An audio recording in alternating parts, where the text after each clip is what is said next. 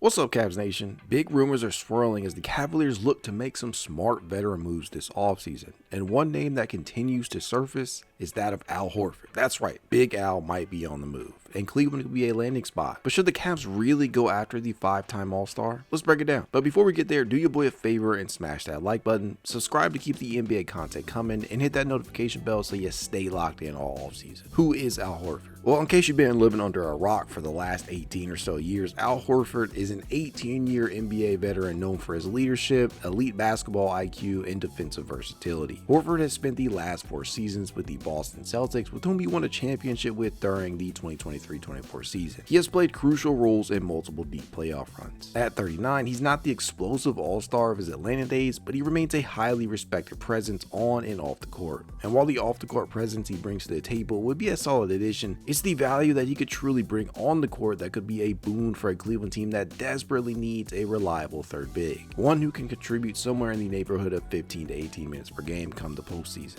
Let's talk fit. Why would the Cavs even consider Al Horford at this stage of his career? Honestly, it's fairly simple at this point. This boils down to a few things. Number 1, spacing.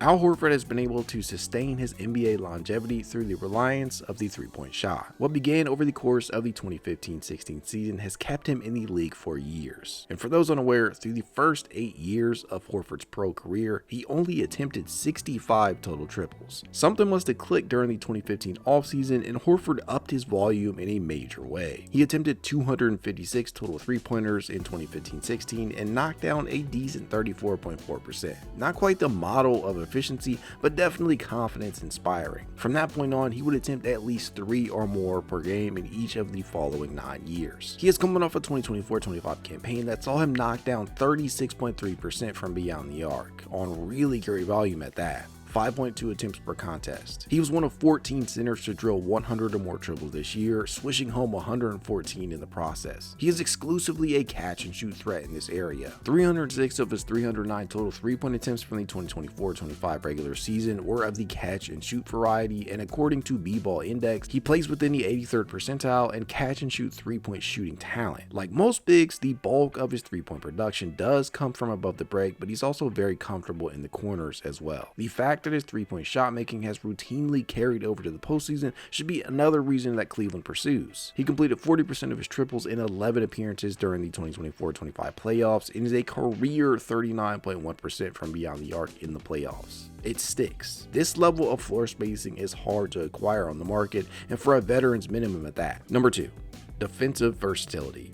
At 39 years of age, he may not be the most athletic anymore, but his IQ more than makes up for it. He's a great team defender, can hold his own in switches, and brings playoff tested positioning. Big Al has been able to add so much value over the years with his ability on this end of the floor. He remains extremely effective on the interior, where he graded within the 94th percentile in rim deterrence, the 94th in post defense, and the 83rd percentile in help defense talent. But what really sticks out is his ability to defend against the screen as it relates to containing the on-ball threat and to defend the rim in the same scenario. He plays within the 95th and 92nd percentile respectively. Al Horford looks like he could play till he's 45.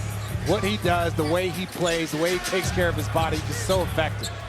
Robinson blocked by Horford. What a rejection right on cue. Now, the majority of his time was actually spent defending other centers, but he also spent considerable time defending forwards as well. And while he doesn't have the quickness he once had, he remains one of the league's best at his position out on the perimeter. As such, he plays within the 90th percentile in perimeter isolation defense. In other words, he can still more than hold his own in isolation. Do not expect him to pick your pocket or jump the passing lanes, but if switched on, rest assured, he can hang. Among players who have defended at least 700 field goals this season, he had the 10th best defensive field goal percentage at 45.1%. Just 2 spots behind our very own Evan Mobley. Even in his late 30s, Horford remains one of the NBA's smartest defenders. If you're adding him to your front court rotation, you can expect a versatile, reliable defensive anchor in the middle in the second unit. And number 3, rebounding. Horford may not be an elite rebounder, but he's effective at hauling in defensive rebounds, therefore ending possessions for other teams, which is very important. He snagged 6.2 boards per contest, but 4.8 were of the defensive variety, 14th among players who played fewer than 28 minutes per game. He placed within the 80th percentile in defensive rebounds per 75 possessions, the 79th in defensive rebounding talent, and 98th in defensive rebounding conversion skill. He will turn defensive rebounds into scoring opportunities on the other end. Now, he's never really been much of an offensive rebounder, but as long as he can continue to contribute on the glass period, he will be a valuable addition. Overall, bringing in a veteran with championship experience who also just so happens to be one of the premier floor-stretching centers in basketball while simultaneously being a valuable contributor defensively would be an absolute boon for Cleveland. He would add front court insurance in case of injuries or trades, could serve as a mentor to Mobley in developing Horford-like offensive versatility, and wouldn't require a long-term contract. The Cavs could just sign him to a one-year contract for the veteran's minimum. This isn't about getting the 2015 version of Al Horford either. It's about bringing in one of the smartest, most respected veterans in the league to help this Cavaliers team take that next step. What do you think? Should the Cavs sign Al Horford, or should they prioritize youth and mobility? Let me know in the comments. Go Cavs.